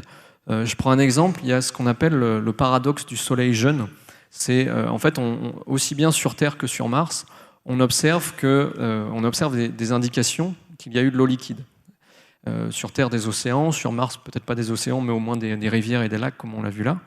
Et un des grands paradoxes qui se pose, c'est que quand on regarde, quand les astrophysiciens regardent les autres soleils et les autres étoiles dans la galaxie, ils se rendent compte qu'au début de leur histoire, ces étoiles sont relativement peu lumineuses et puis leur luminosité augmente au fur et à mesure du temps. Et ça pose un gros problème parce que si on calcule la température qu'il faisait à la surface de la Terre il y a 3 à 4 milliards d'années, on se rend compte qu'en fait, il devait faire beaucoup trop froid pour que l'eau existe à l'état liquide, ce qui est contraire aux observations géologiques. Et donc c'est très intéressant parce qu'à la fois donc, ce problème se pose sur Terre, mais comme je disais, on n'a pas trop de matériel pour y répondre parce qu'encore une fois, on a très peu de traces de ce qui s'est passé. Sur Mars, on observe le même paradoxe, mais la différence, c'est qu'on a beaucoup plus d'archives qui nous permettent d'enquêter beaucoup plus sur cette question. Donc sur ce type de question, la comparaison entre les deux planètes est extrêmement intéressante parce que finalement, si on arrive à résoudre le problème pour Mars, peut-être qu'on aura aussi la solution pour la planète Terre. Donc c'est un exemple, mais donc évidemment, comme je le disais au début, j'insiste, c'est deux planètes différentes. Elles ont manifestement aujourd'hui, Mars est désertique, la Terre est pleine de vie, donc ce sont des planètes qui ont évolué différemment. Mais encore une fois, Mars, c'est l'analogue le plus proche, le plus ressemblant à la Terre, dont on a les traces du passé dans le système solaire. Merci. Je ne sais pas si c'est... Merci beaucoup pour votre conférence. J'aurais aimé avoir quelques précisions sur la tectonique des plaques sur Mars. Qu'est-ce qui fait dire aux géologues qu'il n'y a pas de tectonique des plaques sur Mars? Merci. Alors, en fait, parce qu'on n'observe aucune des structures qui seraient celles qu'on attendrait de la tectonique des plaques. On observe des structures tectoniques, on observe des failles, on observe ce genre de choses, mais on n'observe pas, par exemple, de chaînes de montagnes qui seraient liées à la collision de deux plaques continentale, on n'observe pas ça. On n'observe rien qui ressemble à des rides médio-océaniques. Donc c'est vraiment... alors c'est toujours pareil, absence de preuve n'est pas preuve d'absence, mais là vraiment, la surface de Mars, c'est quelque chose qu'on connaît très bien. Il n'y a pas de nuages, il n'y a pas de végétation, donc on peut très bien l'observer. Il n'y a vraiment aucune structure qui indique qu'il y a de la tectonique des plaques. Là, alors peut-être qu'on aura des surprises avec InSight, hein, peut-être qu'on se mettra à observer des séismes et qu'on se dira finalement on s'est trompé. L'autre chose, c'est que... si je retrouve le fil de ma pensée, ben je ne sais plus du coup. Tectonique des plaques, absence de tectonique des plaques. Ouais, alors non, ça va pas me revenir. Il y avait un autre point. Ah oui, voilà, si c'est ça. Je me rappelle maintenant. Il y a eu une polémique à un moment donné parce que quand on a fait les premières observations magnétiques de Mars, parce que alors, pour donner le contexte, hein, sur Terre, le champ magnétique, donc il y a un champ magnétique global qui a tendance à s'inverser au fur et à mesure des âges, et ces inversions en fait sont enregistrées par le plancher océanique au fur et à mesure qu'il est créé au niveau des rides médio-océaniques. Donc si on mesure l'orientation magnétique des minéraux sur le plancher océanique, on observe qu'à intervalles réguliers, ils s'inversent parce que au moment où le plancher océanique a été formé, ben, le champ magnétique était dans l'autre sens. Et en fait, donc ça crée un motif magnétique extrêmement particulier. Et quand on a fait les premières mesures magnétiques sur Mars, on a cru voir quelque chose qui ressemblait vaguement à ça, avec des espèces de bandes latitudinales où le champ magnétique était inversé. Et donc, l'interprétation qui en avait été faite, c'était que peut-être ça correspondait à une tectonique des plaques très, très ancienne. Le champ magnétique de Mars aujourd'hui est éteint de toute façon, donc ça ne produirait plus ce genre de phénomène. Mais peut-être que ça avait enregistré effectivement une tectonique des plaques très, très, très primitive. Le seul problème, c'est qu'encore une fois, quand on regarde ces mêmes régions en surface, on n'a aucune structure qui ressemble à celle qui serait donc une ride médio-océanique. Et puis, c'est vraiment restreint à une région de Mars. Donc, c'est très controversé. Le consensus, c'est quand même qu'aujourd'hui, il n'y a plus de tectonique des plaques, ça c'est pour sûr. Et s'il y en a eu dans le passé, c'est vraiment quelque chose qui a démarré, un moteur qui a démarré et qui a calé aussitôt. Bon, pour ceux qui veulent en savoir plus sur le magnétisme, venez jeudi soir. Il y a d'autres questions ? Tout à fait, oui. En attendant que la question se pose, toi-même, ton métier scientifique précis, quelle est ta tâche dans ces missions-là ? Qu'est-ce que tu es ? Tu es géologue au sens large, mais plus précisément, que fais-tu ? Alors, donc moi, comme je disais, je fais partie de l'équipe de ChemCam. Donc au niveau du fonctionnement de la mission, je participe à ce qu'on appelle les opérations. Donc j'aide à préparer les observations scientifiques. C'est-à-dire que tous les jours, il faut observer les images qu'a pris le rover et puis il faut décider ce qu'on va faire le lendemain comme analyse. Donc ça, à ce niveau-là, je participe. Et en termes d'analyse des données, moi, ce qui m'intéresse beaucoup, c'est justement c'est tout ce qui est indication d'interaction entre les roches et l'eau. Et notamment donc, les phases argileuses dont j'ai un petit peu parlé. La figure compliquée que j'ai montrée, là, c'est une étude qu'on a fait justement avec un de mes collègues dont je suis co-auteur. Donc moi, je m'intéresse particulièrement à tout ce qui est toutes les évidences, les indications géochimiques que les roches ont été altérées en présence d'eau. Et j'essaye d'en déduire en fait quelles étaient les conditions, parce que quand on dit de l'eau, c'est bien, il y a eu de l'eau liquide, mais la question qui se pose derrière, c'est est-ce que c'était une eau qui était acide, est-ce que c'était une eau est-ce que les conditions étaient oxydantes ou réductrices, etc. Donc c'est pas juste, ça se limite pas juste à dire est-ce qu'il y avait de l'eau ou pas d'eau, c'est essayer aussi de comprendre la nature de cette eau et voir si elle était possiblement favorable à la présence de vie. Il arrive qu'on découvre par exemple des minéraux qui sont comme la jarosite par exemple, qui est un minéral qu'on trouve parfois sur Mars, c'est un sulfate de fer, dont on sait sur Terre qu'il se forme qu'à des pH très bas, donc dans des eaux extrêmement acides, pH inférieur à 2 pour ceux à qui ça parle, inférieur à 4 pardon. Et donc quand on trouve ce genre de minéral, on se dit dans cette partie du cratère, dans cet intervalle de temps, les conditions ne devaient pas être très très favorables à l'émergence de la vie ou au maintien de la vie. Donc, voilà le genre de questions auxquelles j'essaie de répondre. Merci pour ta présentation déjà, parce que c'était vraiment très pédagogique, donc bravo. Alors moi j'ai une question qui est très pragmatique. Tu nous as parlé de poussière à la surface de Mars, Et aussi, on a vu des photos avec beaucoup de poussière sur le rover. Et donc la question c'était, est-ce qu'il peut y avoir de la poussière sur les caméras? Et si oui, est-ce que vous avez des petites brossettes éventuellement pour nettoyer ces caméras? Alors, oui, c'est une très bonne question. La poussière martienne, c'est un petit peu ennuyeux parce qu'effectivement, ça a tendance à se mettre un petit peu partout. Alors, sur certaines caméras, on a notamment sur la caméra Mali là, que j'ai montré, celle qui est au bout du bras, on a un petit clapet qu'on peut fermer et ouvrir, donc on le ferme dès qu'on n'utilise pas la caméra, ça évite qu'elle s'empoussière. Les autres caméras, en fait, ce qu'on fait en général, c'est qu'à la fin de la journée, une fois qu'on a terminé les observations, le mât en fait regarde vers le bas. Il va simplement se pencher comme ça en avant, de manière à ce que la poussière elle vient du ciel, donc elle va se déposer au-dessus, donc elle ne va pas trop se mettre sur les caméras. C'est vrai qu'on était un peu inquiet là par rapport à la tempête de poussière, parce qu'il y avait beaucoup de poussière dans l'atmosphère. On le voyait d'ailleurs très bien, hein, les images, on était obligé de pousser les temps d'exposition parce que l'atmosphère était devenue très sombre. Et je crois qu'on l'a pas encore fait justement parce qu'on avait des restrictions pour utiliser la caméra du robot. Mais ce qu'on fait, c'est qu'on contrôle effectivement avec justement la caméra Mali, on observe les vitres, entre guillemets, les optiques de nos caméras pour vérifier qu'il n'y a pas trop de poussière. Jusqu'à présent, il n'y a pas eu trop de problèmes. On croise les doigts pour que ça continue comme ça. Mais effectivement, sur le long terme, ça peut être ennuyeux. Je précise aussi qu'avec ChemCam, ce qui est pratique, c'est que, alors là, c'est pas pour les caméras, c'est pour l'analyse chimique, c'est que on n'a pas besoin de la brosse en fait avec ChemCam parce que les premiers tirs laser en fait évacuent la poussière. En fait, on le voit très bien dans la composition. On peut mesurer la composition pour chacun des tirs laser qu'on fait. En général, on n'en fait pas qu'un seul, on en fait toute une série. Et en fait, les premiers tirs ont une composition de poussière, et puis après 3-4 tirs, là, on a accès à la composition de la roche en dessous. Donc pour nous sur ChemCam, la poussière, c'est pas trop un problème. Alors, je rebondis sur cette réponse parce que tu dis poussière, vent, tempête de sable. Qui dit vent dit atmosphère, et l'atmosphère est raréfiée sur Mars. Et on peut, avec une atmosphère raréfiée, donc avoir malgré tout des tempêtes de vent et des tempêtes de poussière, mais ça fait des vents. On a une idée des vitesses atteintes par ces vents? Alors, sur la vitesse des vents, je ne saurais pas répondre comme ça de tête. Alors, ce qu'il faut bien comprendre, c'est qu'en fait, ce sont vraiment des tempêtes de poussière.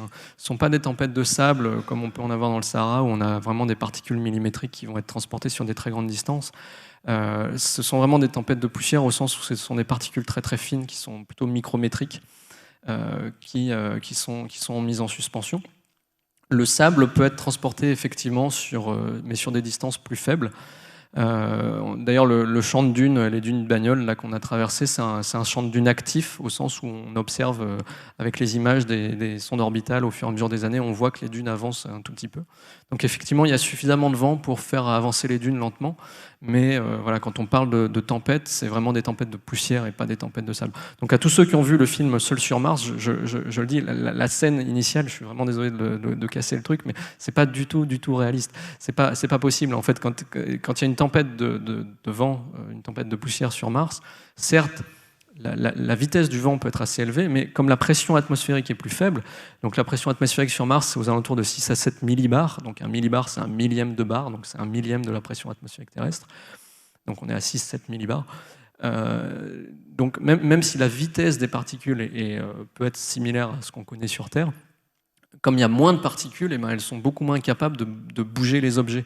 Donc, alors on ne l'a pas trop vu sur Curiosity, mais par exemple sur les rovers précédents, qui étaient des rovers qui utilisaient des panneaux solaires, en fait, on a constaté à certains moments qu'il y avait des tourbillons de poussière, des tourbillons de vent qui leur passaient dessus. Alors le rover, lui, ça lui faisait rien du tout, sauf que ça enlevait un petit peu la poussière qu'il y avait sur leurs panneaux solaires, et on voyait l'énergie produite par les panneaux solaires qui remontait un petit peu. Mais le rover en lui-même, il courait aucun risque, parce qu'encore une fois, la pression est trop faible, donc ça pourrait pas le faire basculer. Donc on est sur ce type de phénomène. Si ça répond à ta question. Tout à fait, oui, tout à fait, merci. Bonsoir, merci beaucoup pour la présentation. J'avais juste une question sur l'état du rover, parce qu'en 6 ans, il a dû en voir dans tous les sens, et il fonctionne toujours à 100% de ses capacités, et quel est le futur qui est prévu en l'état? Merci. Alors, oui, encore une fois, très bonne question. Le rover, globalement, va très bien. Alors, je dis ça, mais on est en plein milieu de ce qu'on appelle une anomalie. C'est-à-dire que récemment, on a eu un petit problème informatique. C'est-à-dire qu'on ne pouvait plus écrire dans la mémoire de l'ordinateur. Donc, évidemment c'est gênant parce que vous faites des analyses chimiques et autres, et puis en fait vous ne pouvez pas les enregistrer sur votre disque dur, donc vous ne pouvez pas les envoyer à la Terre. Donc bon, ça arrive de temps en temps, il y a un petit bug, et les ingénieurs se mettent dessus, donc là on n'est pas trop inquiet, ça va revenir bientôt. Mais globalement le rover va bien, après 6 ans sur Mars. Donc je rappelle, la façon dont ça fonctionne, les missions spatiales, en fait on a toujours ce qu'on appelle une mission nominale, c'est-à-dire une mission qui est la durée minimale de la mission pour laquelle, entre guillemets, le rover est garanti. C'est-à-dire que les ingénieurs, on leur dit, voilà, on va faire une mission de 2 ans sur Mars, donc il faut que votre rover il fonctionne pendant 2 ans. Et donc, en l'occurrence, c'était le cas pour Curiosity. La mission nominale, c'était 2 ans. Donc, à partir du moment où on franchit cette mission nominale, c'est du bonus. Et on a conscience que n'importe quoi peut casser à peu près à n'importe quel moment. Mais globalement, tous les instruments fonctionnent.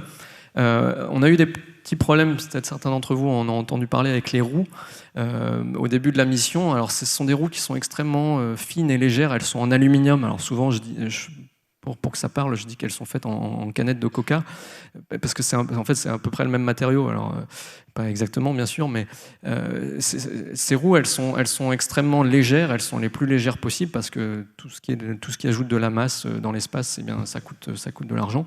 Et donc, une fois qu'on est arrivé sur Mars, on a commencé à rouler sur les cailloux pointus qu'il y avait dans le cratère, etc. Et les ingénieurs, au bout d'un moment, se sont dit, oulala, on commence à avoir beaucoup plus de trous que ce à quoi on s'attendait. Donc il y a eu un petit vent de panique dans à peu près 6 mois, 1 an après le début de la mission. Depuis, on fait beaucoup plus attention sur la façon dont on conduit, entre guillemets. On évite les rochers pointus, etc. Et ce problème-là est maîtrisé. Donc globalement, il y a vraiment tout va bien à bord, sachant que ça peut changer du jour au lendemain. On peut avoir quelque chose qui va casser. L'autre évidemment, consommable, entre guillemets, c'est l'énergie. Donc on ne fonctionne pas avec des panneaux solaires. Hein. Sur Curiosity, on a un générateur à plutonium qui nous fournit en électricité. Et évidemment, le plutonium, il suit sa décroissance radioactive classique. Et donc son énergie diminue au fur et à mesure. Et pour l'instant, c'est pas trop gênant, c'est-à-dire que même s'il produit moins d'énergie qu'au début, ça a été en grande partie compensé par le fait que les ingénieurs ont au fur et à mesure optimisé l'usage du rover. Donc en fait, on est plus efficace, on est plus économe en énergie en fait aujourd'hui qu'on l'était au début de la mission. Donc ça compense le fait que le générateur produit un peu moins. On sait que dans les prochaines années, probablement dans 1 ou 2 ans, on va commencer à être obligé de faire des pauses. Certains jours, on va devoir ne rien faire pendant une journée, le temps que la batterie se recharge, parce que le générateur va commencer à générer moins d'énergie. Voilà. Ceci étant dit, il n'y a pas de limite prévue à la mission. Tant que ça fonctionne, on continue. Alors, il y a quand même un processus, c'est qu'à peu près tous les 2 ans, on doit resoumettre un projet à la NASA pour justifier que ça vaut le coup de continuer la mission. Bon, c'est un exercice qui est important parce qu'il faut montrer qu'on ne gaspille pas l'argent de la NASA. Mais bon, en général, comme il y a une mission qui fonctionne, les extensions sont toujours acceptées. Donc, pour le moment, là, on est encore parti pour, je pense, facilement 3 ou 4 ans. Bonsoir, merci pour votre exposé très intéressant. J'avais une question sur la datation absolue des sédiments, parce que vous nous avez dit quand on remonte le mont Sharp, du coup par principe de superposition, on va vers des choses plus jeunes. Mais faire une géologue, je vois. Ouais. Est-ce que ça me rappelle des cours de stratigraphie d'il y a longtemps. Mais du coup, est-ce qu'à cette échelle, comment est-ce qu'on peut dater avec la densité de cratères? Est-ce qu'il y a des grosses barres d'erreur? Comment ça se passe pour la datation absolue? Alors, la datation absolue sur Mars, ça n'existe pas. En fait, on n'a pas de datation absolue au sens où on n'a pas les instruments qu'il faut pour analyser les différents isotopes, comme les isotopes du plomb ou ce genre de choses qui permettraient de faire des datations. On a fait une datation avec Curiosity. Bon, c'est une datation qui nous a donné un âge... c'est une datation qu'on a pu faire sur un échantillon bien particulier, mais en dehors de ça, on a très peu de datation absolue sur Mars. Donc effectivement, ce qu'on fait, c'est qu'à grande échelle, on utilise les densités de cratères. Pour tout le monde, le principe est relativement simple, c'est qu'on part du principe que si vous avez une surface qui est parfaitement lisse sur une planète et puis que vous l'exposez à un bombardement météoritique, plus vous allez laisser passer de temps, plus il va y avoir de météorites qui vont s'écraser dessus et donc plus vous allez avoir de cratères dessus. Donc quand on regarde une surface planétaire, plus il y a de cratères dessus, plus ça veut dire qu'elle est ancienne. Si vous avez un télescope, pour regarder la Lune, vous allez voir que les parties claires, les parties blanches de la Lune sont constellées de cratères, et puis les parties sombres, ce qu'on appelle les mers lunaires, il y a des cratères dessus, mais il y en a quand même nettement moins. Et ça nous indique que les mers lunaires se sont formées après les autres régions. Donc voilà comment on procède également sur Mars. On compte les cratères, donc ça nous donne une chronologie relative. On met des âges absolus dessus, en fait, qui sont justement tirés des datations absolues qu'on a fait sur la Lune. Donc sur la Lune, grâce aux échantillons ramenés par Apollo, en fait, on a pu faire un lien entre les datations absolues isotopiques et des densités de cratères. Et sur Mars, en fait, on extrapole cette relation qu'on a déterminée pour la Lune, on extrapole en faisant un certain nombre de corrections, et du coup on en tire des âges absolus. Mais c'est vrai qu'à l'intérieur du cratère, à l'intérieur des sédiments, il y a trop peu de cratères pour que c'est une signification statistique. Et donc on n'a pas, c'est pour ça que je disais, quand je donnais les estimations de durée de vie du lac, c'est pour ça que je disais que voilà, on estime, mais c'est en faisant des hypothèses sûrement très risquées, entre guillemets.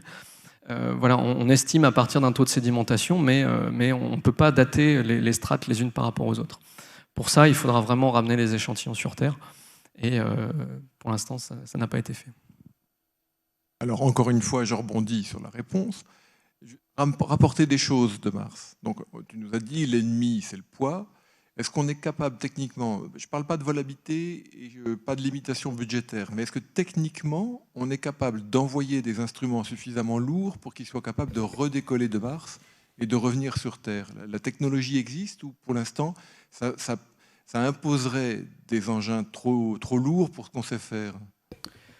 Je pense que la limite, elle n'est pas tant technique. Je pense que individuellement, les différentes techniques, on les a. C'est-à-dire que atterrir sur Mars, on a montré qu'on sait le faire. Maintenant, enfin, en tout cas, les Américains savent le faire. Donc ça, c'est à peu près maîtrisé. Forêt sur Mars, on sait faire à peu près aussi. Il y a aussi eu des problèmes avec Curiosity, la forêt de Curiosity, mais on sait faire. Donc, c'est justement l'idée de la prochaine mission qui part en 2020, qui est pour l'instant qui s'appelle Mars 2020. C'est pas très original, mais l'idée, ça va être de faire un petit peu la même chose que Curiosity. Ça va être, le rover d'ailleurs va être assez ressemblant. On va se poser dans une autre région de Mars, et puis on va collecter un certain nombre d'échantillons, et puis on va les mettre dans une boîte, et puis on va poser la boîte à un endroit qui est facilement accessible. Et ce sera pas la fin de la mission, on fera sûrement d'autres choses avec le rover après, mais ce sera la première étape du retour d'échantillons. Et ensuite, plus tard, il y aura une autre mission qui n'est pas encore décidée de manière sûre, qui serait chargée d'atterrir de nouveau avec un rover plus petit, d'aller chercher cette boîte, de la mettre dans une petite fusée et de la renvoyer d'abord sur orbite martienne et ensuite vers la Terre. Individuellement, toutes ces choses-là, on sait les faire. C'est-à-dire que décoller de la surface de Mars, c'est pas si différent de décoller de la surface de la Terre. C'est même plus facile parce que la gravité est moindre. Et je dirais que la limite, elle est qu'il faut concevoir un système qui soit suffisamment robuste pour qu'on soit sûr que ça marche une fois sur Mars. La grande différence, c'est que sur Terre, quand vous lancez une fusée Ariane, on a tous vu une fusée Ariane, parfois le compte à rebours est interrompu parce que tel capteur donne une valeur qui est pas la valeur attendue. Les ingénieurs éteignent, rallument le capteur, ils voient si ça corrige, etc. Et puis dans les cas où vraiment il y a un problème, qu'est-ce qu'on fait? On ramène la fusée dans son hangar et puis on enlève la pièce qui est défectueuse et puis on la remplace. Ça, on ne pourra pas le faire sur Mars. On n'aura pas un ingénieur qui sera à côté pour réparer la fusée si elle refuse de décoller. Donc je pense que la limite, elle est surtout, il faut prendre le temps, il faut mettre les moyens pour développer un système qui sera suffisamment robuste pour être sûr qu'il va marcher une fois qu'on l'aura lancé sur Mars et qu'on l'aura envoyé sur Mars et qu'il redécollera de lui-même. Donc, techniquement, ça me paraît tout à fait accessible. Maintenant, il faut qu'il y ait une agence spatiale qui décide de le faire et qui mette des ingénieurs dessus. Et évidemment, dès que vous mettez des ingénieurs très qualifiés sur ce type de projet, ça coûte de l'argent. Donc, c'est la principale limite, en fait. Merci. Merci. Il y a encore une question, Nicolas, tout à l'arrière. J'ai une micro-question quand même, Erwin, parce qu'il y a quand même 5 km de sédiments empilés les uns sur les autres. Ça doit représenter quand même du temps pour faire 5 km et après éroder tout ça. Le temps sur Mars, on l'a, parce que tout ça s'est passé à 3,6 milliards d'années. Donc après, l'érosion, il y a tout le temps qu'il faut. Il y a des milliards d'années pour éroder tout ça. Mais c'est vrai que ça doit représenter une durée assez conséquente. Et encore une fois, malheureusement, on n'a pas vraiment de contraintes très fortes. Ce qu'on sait, c'est que quand on remonte plus haut dans la montagne, on a affaire à d'autres types de sédiments qui, a priori, sont plutôt des sédiments éoliens. Ça, on le voit avec les observations orbitales. Donc le lac ne correspond pas à l'ensemble de la hauteur de la montagne. Donc c'est justement une des choses qu'on va essayer de faire avec Curiosity dans les années qui nous restent, c'est d'essayer d'atteindre, de voir si à un moment donné on atteint la limite supérieure de ces sédiments lacustres dont je parlais. Et peut-être qu'à ce moment-là, on pourra donner une estimation plus précise de la durée de vie de ce lac. Michel Hayet, géophysicien à l'Andra. Pour pas déroger, alors je félicite aussi pour cette présentation. Pour revenir à la sonde InSight tout à l'heure, donc j'ai vu qu'il y avait un sismomètre extrêmement sensible. J'ai cru voir à côté un bras avec un forage. Est-ce qu'il ne serait pas prévu de faire également profiter de ce forage pour non seulement faire de la sismique passive, mais faire un petit peu de sismique active, même si la profondeur d'investissement ne pourra pas être très importante. Alors oui, tout à fait. Donc l'instrument dont vous parlez là, c'est celui-ci. Donc c'est un instrument allemand qui va forer. Alors je ne sais plus exactement. Je crois que c'est à 2 ou 3 mètres ou 5 mètres peut-être de profondeur. Donc simplement pour donner le contexte, cet instrument en fait, il est là pour mesurer le flux de chaleur. C'est-à-dire simplement la température, comment la température évolue à l'intérieur du sol.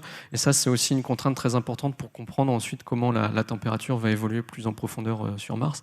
Alors, je suis pas, je connais pas tous les détails du programme d'observation de séisme, mais il me semble qu'effectivement, il est prévu d'écouter entre guillemets pendant que l'instrument allemand va s'enfoncer. Je pense que c'est prévu. Oui, c'est ce qui me semble aussi. Bon, l'intérêt, c'est on est un petit peu maître de la source. Par contre, on sera extrêmement limité en pénétration puisque la distance entre l'émetteur et le capteur sera faible. Alors, du coup, ça me fait penser à lorsqu'il y aura la prochaine mission avec le robot qui pourra se déplacer. L'idée, peut-être, ce serait de déposer un autre sismomètre et puis de proche en proche, en s'éloignant, faire des petits forages qui serviront de source et on pourra avoir une sismicité, enfin une mesure sismique un petit peu plus profonde au fur et à mesure que l'on étend l'offset. Ouais, alors ça c'est un petit peu le rêve des collègues sismologues martiens. Bon, il faut savoir qu'ils ont lutté, entre guillemets, ils ont proposé cet instrument plusieurs fois sur plusieurs missions et ça a capoté pour différentes raisons. Donc je pense que malheureusement, pour l'instant, c'est le seul qu'on aura pendant un certain nombre d'années, parce que ça a déjà été difficile d'avoir le premier. Mais après, effectivement, peut-être que si on se rend compte qu'on enregistre des choses très intéressantes et que peut-être il y a plus d'activités sismiques qu'on ne pensait ou autre, peut-être que ça motivera pour en placer d'autres. L'idéal, ce serait même d'avoir un réseau, parce que en fait, avec un seul sismomètre, on est pas mal limité. Je pense que vous connaissez assez bien la question. Donc, l'idéal, ce serait d'avoir un réseau. Mais pour l'instant, c'est pas prévu. Pour l'instant, il y a vraiment InSight qui va avoir son sismomètre. Et les autres missions, Mars 2020, par exemple, c'est vraiment de nouveau s'intéresser à la minéralogie, aux molécules organismes, ce genre de choses. Donc, on est sur des thématiques assez différentes. Merci.